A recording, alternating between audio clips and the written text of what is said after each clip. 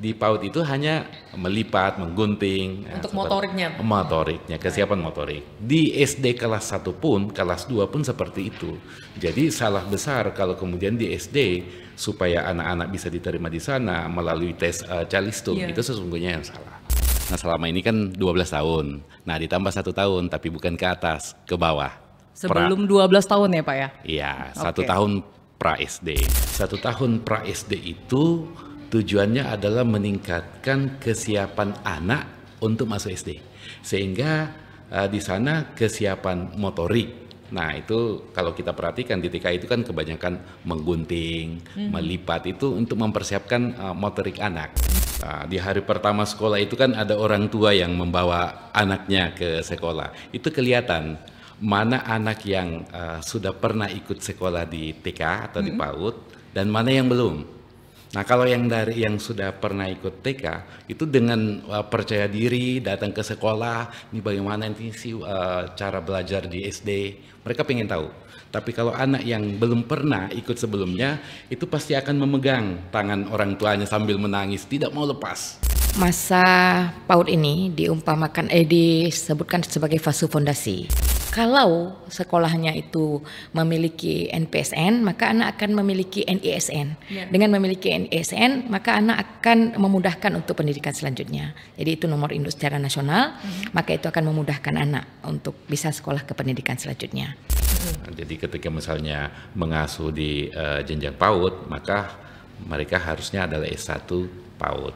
Nah kebanyakan dari kita kan karena kami sesungguhnya mempunyai tujuan yang lebih dari sekadar itu, kita punya asumsi bahwa rendahnya literasi di sebuah sekolah itu bukan cuma persoalan di sekolah itu, tetapi juga persoalan yang ada di lingkungannya.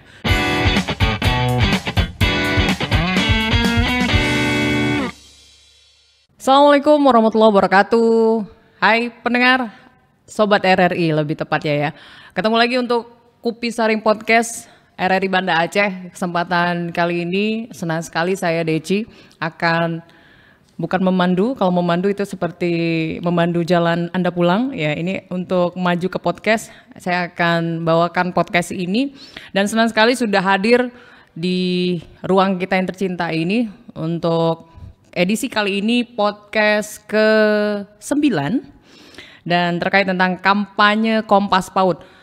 Kalau boleh saya kasih tahu juga, ini terkait kolaborasi multi pihak untuk peningkatan APS PAUD. Apakah APS PAUD? Nanti kita akan bakal kupas tuntas di kesempatan podcast kali ini. Dan jangan lupa juga untuk Anda Sobat RRI tentunya bisa menonton tayangan kami di channel YouTube RRI Banda Aceh atau RRI_Banda Aceh.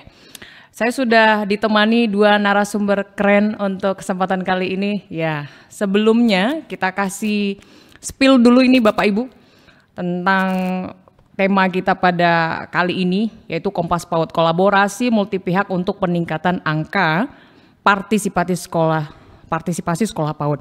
Nah ini adalah lahirnya dari Kompas PAUD ini dari BPMP Provinsi Aceh.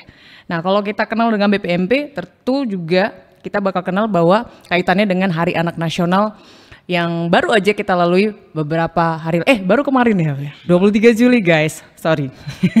Dan tentunya kita akan ngebahas bagaimana pentingnya prasekolah atau sebelum memasuki masa SD, sekolah dasar, maka PAUD ini menjadi pondasi awal untuk anak bisa menjadi lebih baik, mendapatkan pendidikan yang berkualitas juga nantinya bisa menyesuaikan dengan sekolah dan sebagainya. Nah ini ada juga riset-risetnya nanti kita akan bakal ngobrolin. Dan hari ini kita sudah kedatangan tamu bersama Bapak Dr. Muhammad Anis MSI, Kepala BPMP Provinsi Aceh. Assalamualaikum Pak Anis. Waalaikumsalam. Pak Anis gitu Pak ya. Ya. Dan selanjutnya ada Ibu Ita Wartiani SPD MED. Widya Prada, ahli Madya BPMP Provinsi Aceh. Assalamualaikum Bu Ita. Waalaikumsalam warahmatullahi wabarakatuh. Iya, saya benar manggilnya Ibu Ita? Benar. Iya. Pak Anis sehat? Alhamdulillah. Sehat. Ibu Ita juga sehat? Segar sekali. Ya. Ini podcast pertama datang ke RRI atau mungkin ngobrol sebelumnya pernah ke RRI Pak? Belum. Ini yang pertama. Oke, kita kenalan dari podcast, nanti lanjut ke studio ya Pak. Boleh. Oke. Dan untuk kesempatan kali ini Bu Ita dan juga Pak Anies, nanti kita akan ngasih tahu juga Sobat RRI yang akan mengetahui bagaimana sebenarnya perkembangan untuk kampanye ini, ya sekabupaten kota ya Bapak Ibu.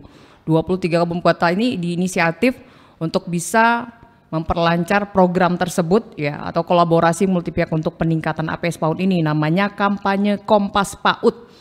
Nah, tadi saya udah kasih tahu sedikit dan mungkin kita pengen lebih jauh lagi terkait hal ini Pak Anies. Mungkin saya langsung tanya aja nih, dijelaskan kepada Sobat RRI yang saat ini mendengarkan Kupi Saring. Sebenarnya kampanye Kompas PAUD ini apa sih dan tujuannya seperti apa Pak? Kenapa menjadi prioritas yang penting juga untuk BPMP Provinsi Aceh? Mungkin bisa dijelaskan ini Pak Anies. Baik, melalui kesempatan ini kami menyampaikan bahwa salah satu dari program Astacita Presiden kita, yaitu Astacita keempat, meningkatkan sumber daya manusia. Okay. Nah, salah satunya melalui kebijakan program wajib belajar 13 tahun. Nah selama ini kan 12 tahun. Nah ditambah 1 tahun tapi bukan ke atas, ke bawah. Sebelum 12 tahun ya Pak ya? Iya, 1 tahun pra SD. Nah ketika ini nanti menjadi sebuah kewajiban, maka kita kemudian melihat data. Ternyata di Aceh untuk angka partisipasi sekolah jenjang PAUD itu baru berkisar 78%. Jadi masih ada gap sekitar 22% yang perlu kita intervensi untuk meningkatkan APS PAUD tersebut. Baik, ini kenapa jadi prioritas? Karena pengen menyesuaikan sama temanya Pak Prabowo begitu Pak? Atau sebelumnya memang pengen meningkatkan kualitas pendidikannya dari Kompas PAUD ini? Menyesuaikan tentunya karena kami adalah UPT pusat, jadi kita menyesuaikan, tetapi memang menjadi penting karena untuk golden age itu di kisaran 0 sampai 6 tahun itu adalah masa pertumbuhan struktur otak anak-anak itu yang mencapai maksimalnya di usia 6 tahun, sehingga ini merupakan fase krusial yang perlu dilakukan intervensi supaya mereka kemudian siap ke depannya belajar lebih maju, belajar lebih tinggi.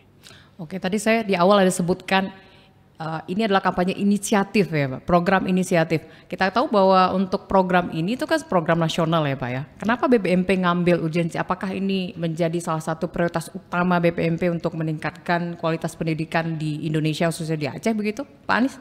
Ya, kurang lebih seperti itu. Jadi kita kemudian melihat bahwa untuk meningkatkan angka partisipasi sekolah jenjang PAUD, ini bukan cuma pekerjaan pemerintah saja. Baik. Nah, ini akan melibatkan banyak pihak, makanya kita mengambil tema kolaborasi multi pihak.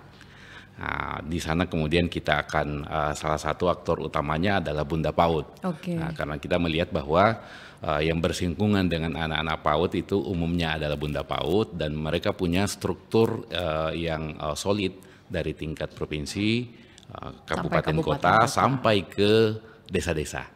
Ini sudah berlangsung kampanye ini mulai dari kapan nih Pak? Ini baru kita mulai tahun ini. Wah, Hari Anak Nasional bertepatan ya begitu Pak? Iya. Luar biasa. Oke, dan mungkin ke Ibu Ita sebagai Widya Prada. Nah, kita pengen tahu juga, Ibu paling paham tentang urgensi soal pendidikan anak usia dini atau PAUD. Mungkin ada sedikit yang pengen Ibu sampaikan pada Sobat RRI Ibu. Baik, jadi sesuai yang disampaikan Bapak tadi, perkembangan otak anak itu ada di 90% itu ada di usia di 6 tahun. Golden age tadi ya Ibu ya. Kalau ini udah dikasih tahu nih dampak positif ya. Jadi kalau nggak PAUD itu apa sih dampaknya? Iya. Versi kita dulu. Iya. Tadi berkenaan dengan wajib belajar 13 tahun, 1 tahun di prasekolah. Jadi kalau tidak 1 tahun prasekolah itu dimanfaatkan dengan baik, maka itu akan berdampak yang terlihat jelas sekali itu tidak bisa melanjutkan nanti ke sekolah dasar. Dari mengikuti pelajaran dan sebagainya begitu? Ya, karena ketika 6 tahun itu perkembangan otaknya sudah distimulasi dengan tepat, maka itu dampak untuk mengikuti pendidikan selanjutnya itu akan terlihat dengan jelas nantinya ketika dia memasuki pendidikan yang selanjutnya. Baik. Kalau menurut Pak Anies, Nah, sesuai dengan Bu Ita? ya, ini bisa kita lihat dalam keseharian. Ini kan baru-baru kita melaksanakan penerimaan murid baru di Mahasiswa sekolah. baru, ya. Nah, kalau Siswa baru. kita perhatikan nih yang di SD. Nah, di hari pertama sekolah itu kan ada orang tua yang membawa anaknya ke sekolah. Itu kelihatan mana anak yang sudah pernah ikut sekolah di TK atau di PAUD dan mana yang belum. Nah, kalau yang sudah pernah ikut TK itu dengan percaya diri datang ke sekolah, ini bagaimana nanti sih cara belajar di SD, mereka pengen tahu. Tapi kalau anak yang belum pernah ikut sebelumnya, itu pasti akan memegang tangan orang tuanya sambil menangis, tidak mau lepas. Nah, dari sana kemudian kita melihat bahwa anak yang ikut PAUD itu punya kesiapan secara emosional, secara psikomotorik juga, sehingga mereka lebih siap untuk menerima pelajaran. Nah, sama yang disampaikan oleh Ibu Ita tadi. Baik. Tadi kalau range-nya itu sekitar 70 berapa persen Pak yang siap untuk PAUD? Kita 78 berdasarkan data yang kami miliki. Dari data. Sebelumnya untuk Sobat RRI atau di Kupi Saring ini kita pengen nampilkan data tingkat di Aceh atau Provinsi Aceh itu sekabupaten kota, ada 23 kabupaten kota. Mungkin Abang Wira. Nah, ini kondisi akses PAUD di Indonesia. Dan kita bisa lihat angkanya, mungkin Bu Ita bisa menjelaskan kondisi atau persentase yang saat ini ada di Indonesia ini tahun 2024 ya Ibu ya? Iya.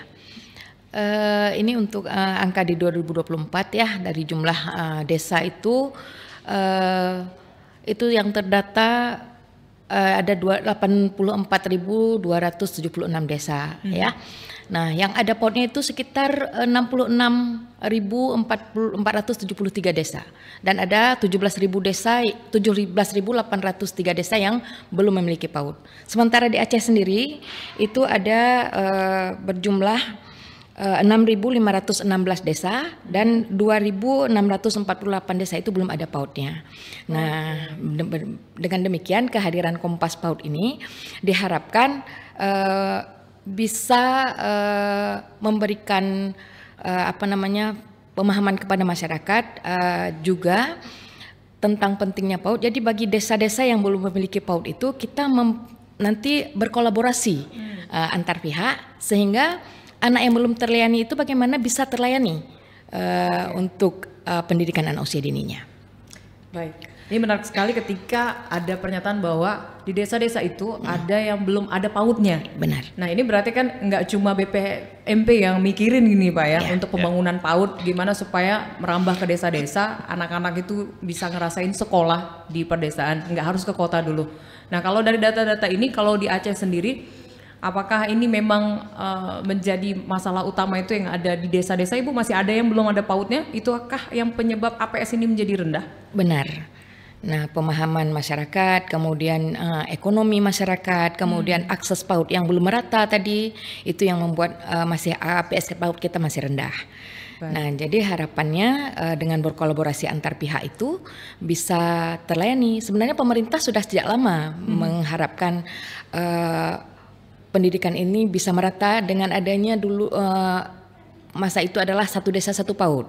Ternyata sampai saat ini semuanya belum terpenuhi secara keseluruhan untuk satu desa satu PAUD. Maka kita nanti berkolaborasi bersama memanfaatkan kegiatan-kegiatan yang ada di desa itu supaya nanti bisa terlayani PAUD. Salah satunya dengan adanya posyandu. Nah, posyandu itu setiap bulan dilaksanakan di desa. Nah, keberadaan posyandu itu bisa kita manfaatkan juga dengan pendidikan anak usia dini. Jadi harapannya nanti akan terlaksana pendidikan anak usia dini, kemudian layanan kesehatannya, kemudian juga layanan parentingnya yang memberikan pemahaman kepada orang tua terkait pentingnya PAUD, dan juga nanti ada BKB, Bina Keluarga Balita, yang memang semuanya kita harapkan supaya memahami tentang pentingnya PAUD dan bagaimana memberikan solusi kepada masyarakat supaya terlayani untuk semua pendidikan PAUD. Oke, cukup jelas Bu Ita. Dan Pak Anies, kalau APS APS ini dikatakan masih rendah selain tadi faktor tadi? Apa sebenarnya yang buat membantu faktor rendahnya APS tadi? Selain faktor ekonomi atau pengetahuan dari orang tua yang kurang? Ya. Itu seperti apa?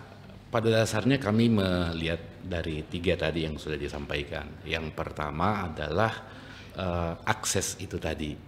Jadi biar orang tua mau menyekolahkan anaknya, tetapi kemudian aksesnya tidak ada, sekolahnya tidak ada, itu juga kan tidak bisa. Baik. Kita paham bahwa di Aceh itu kondisi geografis itu kan berbeda-beda. Ya. Kemudian yang kedua adalah pemahaman masyarakat. Nah, selama ini masyarakat kita lebih cenderung melihat bahwa pendidikan itu sesungguhnya dimulai dari SD. Ngapain masuk di TK hanya untuk bermain-main saja, menyanyi saja? Bosen katanya. Iya, itu menghabiskan uang itu. Nah, sementara yang dilihat kemudian pendidikan itu dimulai dari SD, karena itu tadi wajib belajar 12 tahun. 12 tahun. Dan tidak ada larangan anak yang tidak ikut PAUD untuk masuk SD. Tidak ada larangan sampai sekarang. Nah, kurang lebih seperti itu. Baik. Kalau kita bisa tambahkan nih Pak, kalau dari realita di lapangan nih Pak, ada juga orang tua yang mengeluh misalnya untuk masuk PAUD sekarang juga misalnya ingin masuk PAUD yang tertentu, katakanlah yang sedikit punya levelnya. Nah, itu lebih mahal. Nah, kaitannya adalah ke ekonomi masyarakat juga Bapak.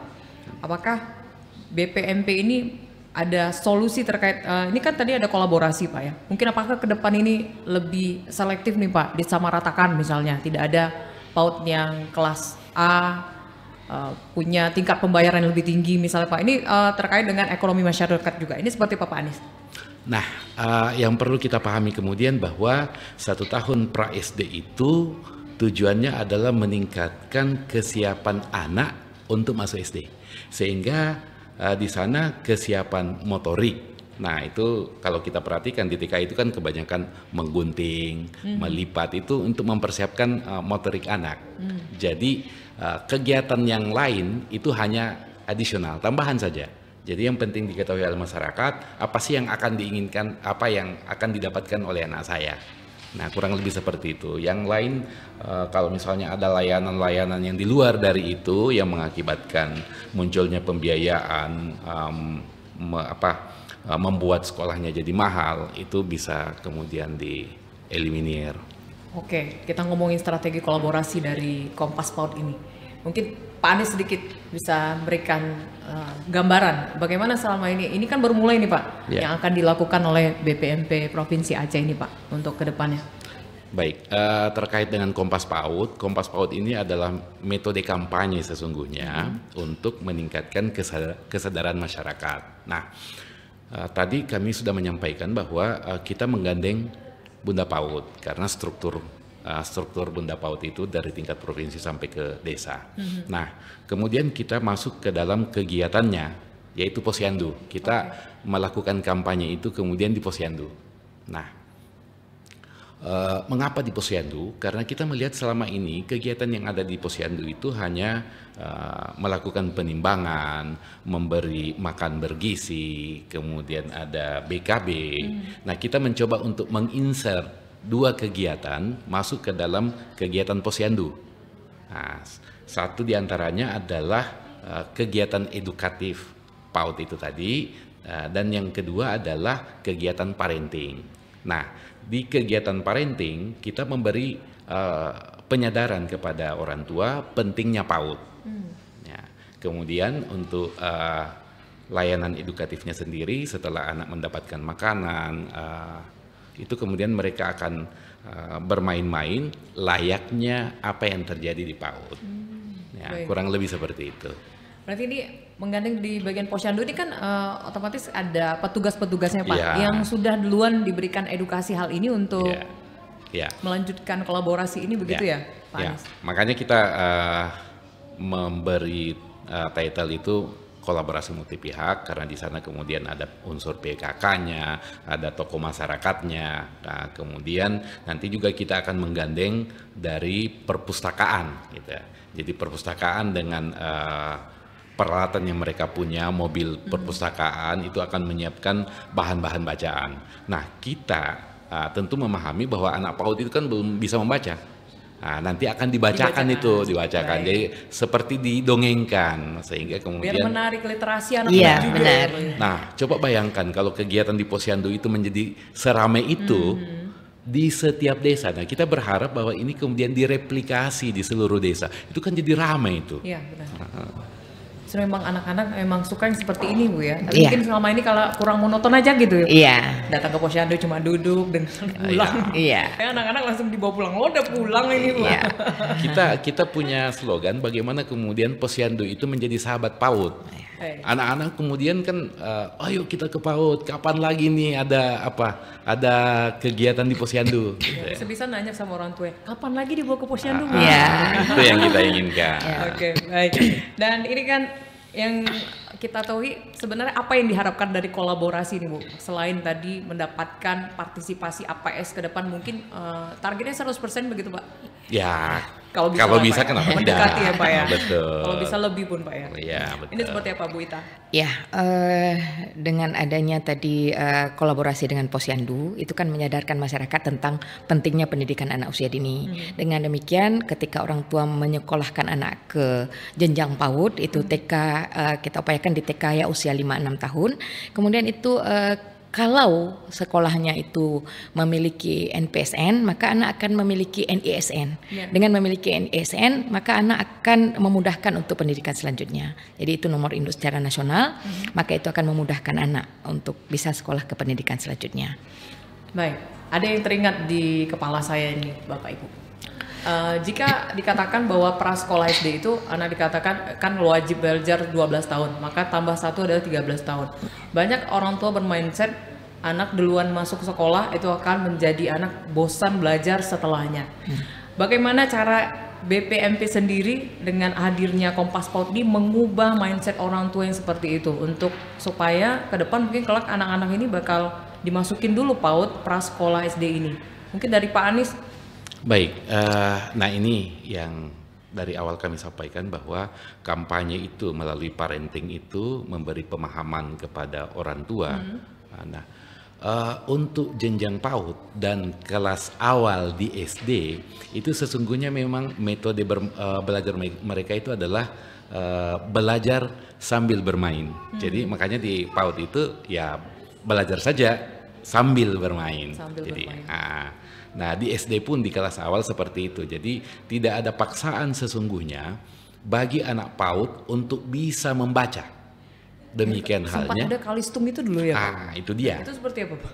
Itu dia. Nah, seperti yang saya bilang tadi bahwa di PAUD itu hanya melipat, menggunting. Untuk motoriknya. Motoriknya, kesiapan motorik. Di SD kelas 1 pun, kelas 2 pun seperti itu. Jadi salah besar kalau kemudian di SD supaya anak-anak bisa diterima di sana melalui tes calistung, itu sesungguhnya yang salah. Nah, seperti itu. Jadi itu sudah berubah ya Pak ya, masa-masa itu ya. Iya. Tidak seperti itu, syukurnya anak saya nggak ada yang seperti itu. Mungkin ke depan seperti Bapak bilang, persiapan mereka itu adalah dari segi motorik ya Bapak Ibu ya. Mengenal cara melipat, bagaimana memegang gunting, bahaya pensil, ini. Benar gitu Pak. ya. Bagaimana memegang pensil, bagaimana menggunakan kertas, harusnya jangan coret-coret dinding ya Pak ya. Ada kertas itulah tempat wadah untuk menulis misalnya gitu. Betul. Kalau Bu Ita sendiri sebenarnya ini kan memang langkah strategis sekali Bu ya. Banyak orang tua yang masih punya berpikiran seperti itu, apalagi yang di desa-desa yang kurangnya edukasi nih Bapak ya. Nah, ke depan mungkin berkunjung ke desa-desa ataupun prioritasnya BPMP sendiri Provinsi Aceh ini kemana Bu Ita? Nah, itu Langsung ke desa-desa yang belum ada PAUD-nya mungkin? ya. Jadi strategi yang kita akan laksanakan, kita akan menggandeng Bunda PAUD tadi, Bunda PAUD yang sampai ke desa-desa. Nah, jadi kita memilih lokasi itu yang memang memiliki PAUD, tetapi ada desa-desa sekitar yang belum memiliki PAUD. Sehingga nanti ketika kita sosialisasikan di desa yang ada PAUD, maka desa sekitar yang belum memiliki PAUD itu bisa desa terdekatnya yang ada PAUD, sehingga nanti menyekolahkan anak ke PAUD desa terdekat, karena yang ada beberapa desa yang memang belum memiliki PAUD. Di Aceh, untuk Kota Banda Aceh misalnya? Kota Banda Aceh ada sekitaran 9 desa lagi yang belum memiliki PAUD-nya. Dan ini menjadi permasalahan juga seperti ya ketika misalnya desa-desa agak berjarak begitu, Iya. kembali lagi ke transportasi dan lain-lain ya. Bu. Betul, banyak faktor yang mempengaruhi. Tapi sebagai contoh di Aceh Jaya ya. Iya. Di Aceh Jaya itu dari sekian banyak desanya tinggal 4 yang belum memiliki PAUD. Nah, tingkat APS PAUD di sana sudah 96%. Jadi ini memang betul-betul memperlihatkan bahwa ketika akses itu ada, maka dengan sendirinya akan naik karena pemahaman masyarakatnya sudah bagus. Ya, dan ini sebenarnya program yang sangat membantu orang tua Bapak Ibu. Ketika seperti tadi datang pertama sekolah SD harus digandeng sampai ke kelas, ditemanin sampai selesai. Sampai 1 minggu bahkan. Sampai 1 minggu untuk berani. Maka dari PAUD ini kan penting sekali. Berarti edukasi kepada kolaborasi tadi cukup kuat ya begitu ya Bapak Ibu. Kolaborasi dengan Bunda PAUD, katakan Bunda PAUD pasti punya kriteria guru-guru yang mumpuni untuk membimbing anak-anak tadi untuk lebih bisa membantu perkembangan pendidikan juga untuk di SD. Nah, kita pengen tahu juga Ibu, apakah ada kriteria khusus untuk wilayah-wilayah tertentu untuk menjalankan program yang model seperti ini? Misalnya Kompas PAUD pengen mengadakan seperti ini. Apakah wilayah di seluruh Aceh ini memang sudah layak untuk dijalankan program ini, Pak Anies? Ya. Jadi seperti yang kami sampaikan di awal bahwa ini adalah model kampanye. Jadi kita berharap, kami juga kemarin sudah menyampaikan kepada para Bunda PAUD se-Provinsi Aceh bahwa salah satu metode kampanye yang bisa kita lakukan melalui Kompas PAUD. Tentu ada banyak alasan, ada banyak reason mengapa harus di Posyandu ya. Nah, kalau ini kemudian jalan, ini bisa direplikasi dari desa ke desa. Nah, apa tujuan kita berikutnya adalah kami berharap bahwa nanti akan ada pemilihan misalnya desa ramah PAUD. Nah, di mana desa tersebut mempunyai APS di atas 90% ke atas. Nah, kita berharap tentunya ketika seperti itu, maka perangkat desa melalui tokoh-tokoh masyarakatnya, Bunda PAUD desanya, itu akan berupaya sedemikian rupa bagaimana anak-anak yang ada di desa tersebut bisa diarahkan masuk ke dalam PAUD. Nah, kita bisa membayangkan seperti apa anak-anak kita ke depannya kalau semua anak-anak PAUD itu sudah terfasilitasi di sekolah PAUD. Perkembangan otaknya itu seperti target awal untuk memulainya ini di mana, Pak? Target awal kami Posyandu ini Pak ya? Ya, Posyandu. Memang di Posyandu kita laksanakan, core-nya memang ada di Posyandu dan kita memilih 2 tempat di Aceh Besar dengan di PD. Kenapa di Aceh Besar? Karena di sana ada dunia usaha, dunia industri. Nah, kita juga akan menggandeng ke sana karena tentu kita akan memerlukan alat peraga edukatif. Jadi kita kemudian akan melibatkan mereka karena ini adalah bentuk kolaborasi. Dan di PD kenapa Bapak milih lokasi di sana langsung? Nah, di PD juga PD adalah salah satu kabupaten yang itu tadi jumlah desanya yang paling banyak, tapi yang belum PAUD-nya paling sedikit. Seperti itu. Baik. Dan kita tahu BPMP kan ini mulai kampanyenya, Bu Ita. Bagaimana strategi dari BPMP sendiri untuk menyasar ke pelosok-pelosok desa yang ada di Aceh? Kita ketahui tadi banyak ternyata desa-desa yang belum punya PAUD sama sekali, harus pindah ke tetangga-tetangga yang ada. Ini seperti apa menjangkaunya, Bu Ita? Nah, kita memang memiliki dashboard yang memang ada datanya desa-desa yang belum ada PAUD, kemudian yang sudah ada PAUD dan daya tampungnya berapa. Nah, kita yang pertama sekali audiensi dengan Dinas Pendidikan. Nah, dari Dinas Pendidikan nanti kita juga dengan Bunda PAUD dan Pokja Bunda PAUD-nya, sehingga nanti kita menentukan, karena yang memahami wilayah kan pasti Dinas Pendidikannya yang memahami wilayah terkait untuk jangkauan desa-desanya, dan mereka juga yang mengetahui paham geografisnya. Nah, dari yang kami dapatkan informasi itu desa-desa yang belum memiliki PAUD itu jumlah KK-nya sedikit. Okay. Sehingga jumlah anak usia 5-6 tahun juga sedikit, sehingga kalau untuk mendirikan PAUD itu mungkin tidak memenuhi daya tampungnya. Nah, jadi pasti kita akan berkolaborasi dengan desa yang memiliki PAUD. Nah, dari situ kita setelah berkoordinasi dengan Dinas Pendidikan nanti akan menentukan wilayah mana yang bisa kita langsung laksanakan untuk implementasinya. Nah, untuk yang lainnya mungkin seperti yang sampaikan Bapak tadi bisa mereplika untuk tahapan berikutnya. Nah, kalau disinggung tadi Pak Anies dan Bu Ita kerjasama dengan salah satu adalah Posyandu. Posyandu pasti berkaitan erat juga dengan Dinas Kesehatan. Ya. Nah, kalau program ini sudah jalan dengan dikaitkan dengan PAUD, Kompas PAUD ini tadi, supaya edukasinya tersampaikan langsung ke orang tua yang bersangkutan atau anak yang ingin disekolahkan. Nah, manfaat dari tadi anak-anak yang disekolahkan 13 tahun, pasti tentunya ada riset ya Bu Ita ya. Ketika anak cuma dapat belajar 12 tahun dengan 13 tahun sebelum prasekolah SD ini. Nah, kita pengen tanya terkait dengan wajib belajar 1 tahun prasekolah. Dan kaitannya adalah dengan kampanye Kompas PAUD ini tadi. Apakah ada nanti ke depannya penetapan Pak Anies bahwa anak-anak yang tidak disekolahkan prasekolah sebelum SD ini tadi, maka nanti misalnya ada ke depan nggak boleh lagi nih kamu masuk SD karena anak ibu nggak masuk prasekolah atau seperti apa untuk aturan ke depannya Pak? Mungkin ini kan bertahap ya Pak ya? Iya, baik. Dari sisi regulasi sesungguhnya ini Undang-Undang Sisdiknas masih dalam proses revisi. Baik. Nah, di sana kemudian dipaparkan terkait dengan wajar 13 tahun. Untuk sekarang masih cantolannya pada RPJP 2020-2049 tentang kewajiban 1 tahun pra SD.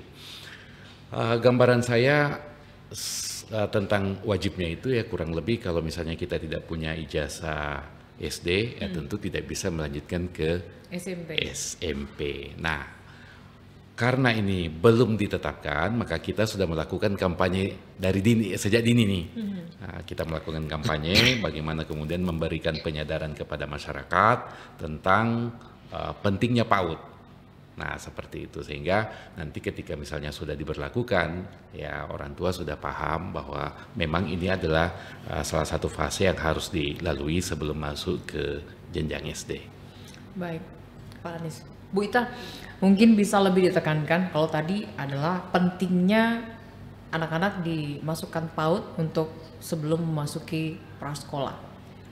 Dan bisa ditekankan Ibu kepada masyarakat, khususnya orang tua yang punya anak yang akan masuk di tahun tersebut, apa hal-hal yang mungkin krusial sekali jika anak-anak ini tidak diperkenalkan dengan prasekolah atau langsung masuk di usia matang SD.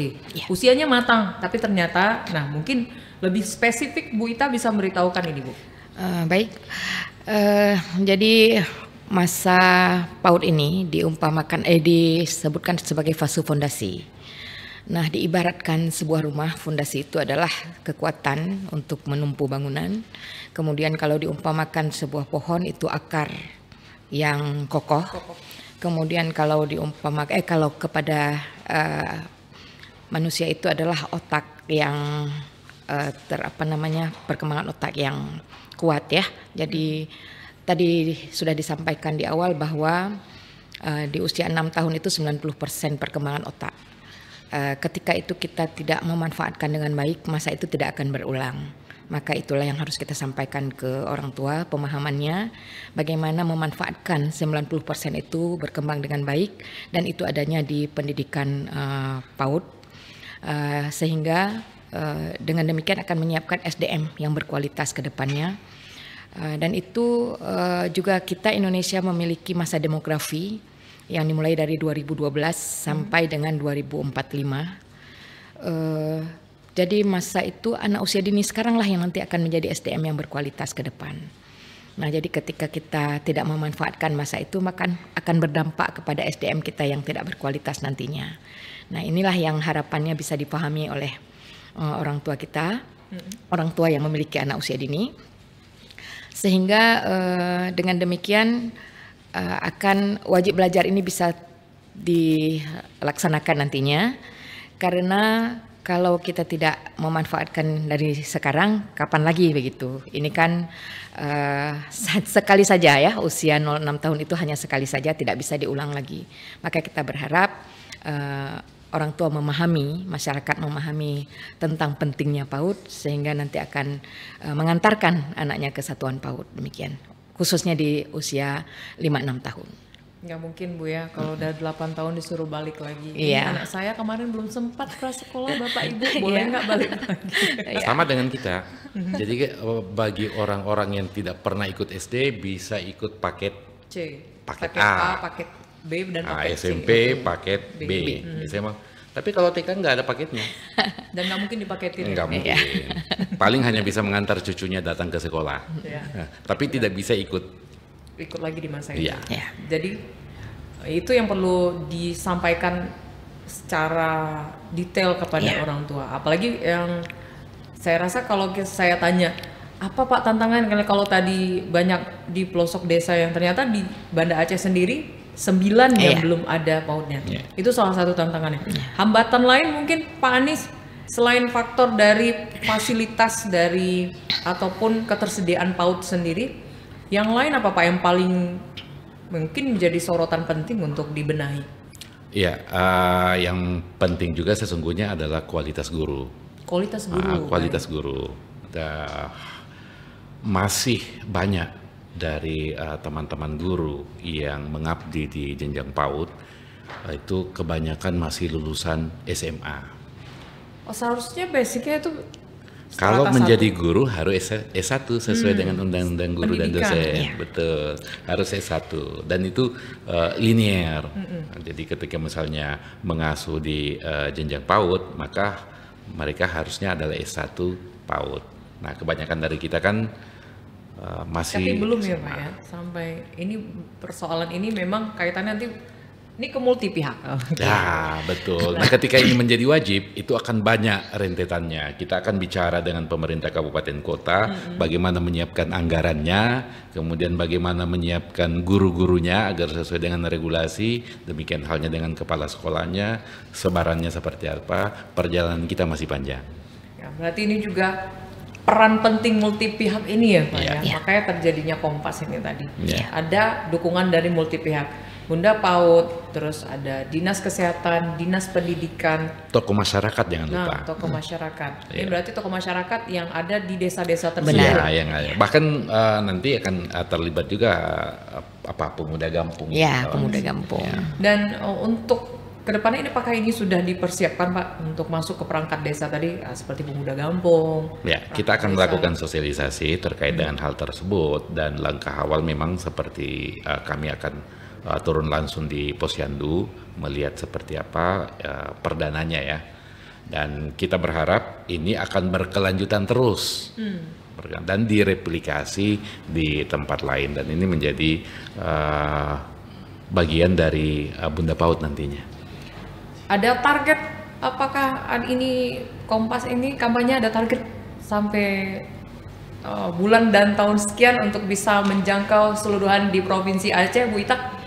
Bagaimana disampaikan tadi terkait dengan wajib belajar 13 tahun ini kan sekarang sedang dalam revisi regulasi. Berjalan ya, Berjalan Rita. ya. Jadi kalau regulasi itu sudah ada otomatis kan wajib itu menjadi harus ya. Nah, jadi selama regulasi itu dalam proses kita terus menyuarakan kampanye ini untuk memberikan pemahaman kepada masyarakat, mengedukasi masyarakat tentang pentingnya pendidikan anak usia dini 1 tahun prasekolah khususnya. Maka capaian kita, target kita yang pertama sekali adalah peningkatan APS. Nah, kemudian itu juga harus melalui kampanye yang kita suarakan ini sehingga nanti itu bisa terus dilaksanakan. Jadi kita lokusnya ini adalah tadi 2 kabupaten kota, Aceh Besar dan Pidi. Nah, selanjutnya kita berharap PD sendiri itu kan lokusnya kita memilih 1 desa. Nah, nanti akan dilaksanakan kepada desa-desa lainnya yang Diikuti memang sama yang lain. iya, itu harapannya. Nah, jadi sebelum wajib belajar ini nanti menjadi harus, itu tetap kita terus memberikan harapan kepada masyarakat untuk tetap melaksanakan ini. Tanpa Program ini. ada kata paksaan, dan mudah-mudahan ini menjadi pembuka mindset yang baik untuk orang tua supaya bisa nggak harus dipaksa besok langsung udah sekolah besok harus wajib gitu ya. Iya. Dan ini mempermudah juga si anak sendiri menyesuaikan di sekolah dasar begitu. Dan manfaatnya banyak lagi ya Pak Anies ya. Ya, Sudah dilihat perbedaan antara anak yang diantar sekolah dari prasekolah dengan yang baru masuk SD tadi tanpa Betul. ada prasekolah. betul. Baik.